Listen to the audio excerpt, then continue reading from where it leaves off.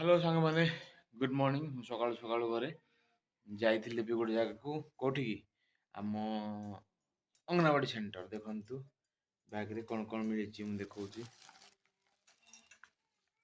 ଏଟା ହେଲା ଅଣ୍ଡା 8ଟି ଦେଇଛନ୍ତି। ଆଉ ଆପଣଙ୍କ ଆଡ଼େ କେତୋଟି ଦେଉଛନ୍ତି କମେଣ୍ଟ ମାରିକି ଜଣାନ୍ତୁ। ଆଉ ଏଟା ହେଲା ମୁଢ଼ି। ଦେଖନ୍ତୁ ମୁଢ଼ି ଗୋଟେ ପ୍ୟାକେଟ୍। ଆଉ ଦେଖନ୍ତୁ ଏଇଟା ହେଲା ଖଜରା ଗୋଟେ ପ୍ୟାକେଟ୍। ଏଇଟା ଦେଖନ୍ତୁ ବୁଟ ଗୋଟେ ପ୍ୟାକେଟ୍।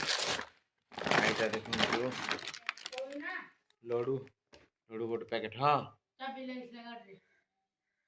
ତଳେ ହଁ ଲଡ଼ୁ ଗୋଟେ। ଦେଖନ୍ତୁ ଆମ ଜୁନିୟରକୁ କ'ଣ ମିଳିଛି। ଆଗରୁ ବି ମିଳୁଥିଲା, ହେଲେ ମୁଁ ଭିଡ଼ିଓ କରିନଥିଲି। ଆଜି ମୁଁ ନିଜେ ଯାଇଥିଲି ଆଣିବା ପାଇଁ। ତ ମୁଢ଼ି ଗୋଟେ ପ୍ୟାକେଟ୍, ବୁଟ ଗୋଟେ ପ୍ୟାକେଟ୍, ଅଣ୍ଡା 8ଟା, ଲଡ଼ୁ ଗୋଟେ ପ୍ୟାକେଟ୍, ଖଜରା ଗୋଟେ ପ୍ୟାକେଟ୍, ଛତୁଆ ଗୋଟେ ପ୍ୟାକେଟ୍ ହେଲା ଆମ ଜୁନିୟରକୁ। ସାଙ୍ଗମାନେ ଦେଖିଲେ କ'ଣ ଆମ ଜୁନିୟରକୁ ମିଳୁଛି।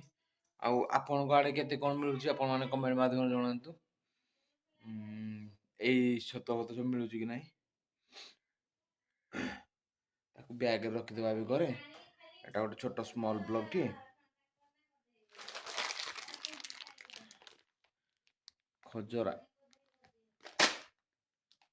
ସସ୍ପେନ୍ସ ଥିଲା ଆପଣମାନଙ୍କୁ ଏତେ ଦିନ ମୁଁ କହୁନଥିଲି ନା।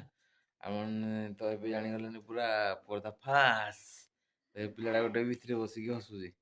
ହଉ ଠିକ୍ ଅଛି, ମୁଁ ଆଗକୁ ରଖିଦେଇକି ପୁଣି ଗାଧା ପାଧା କରିବି। ସକାଳୁ ଗାଧେଇନି, ବସିଥିଲି ଆମ ଚେଣ୍ଟ ପାଖରେ। ତ ତାପରେ ଯାଇଥିଲି ଅଙ୍ଗନବାଡ଼ି। ଅଣ୍ଡା, ଛତୁଆ, ବୁଟ, ଲଡ଼ୁ, ଖଜରା ସବୁ ଆଣିଲି। ତାକୁ ରଖିଦେଇକି ଏବେ ଯିବା ଗାଧେଇବା।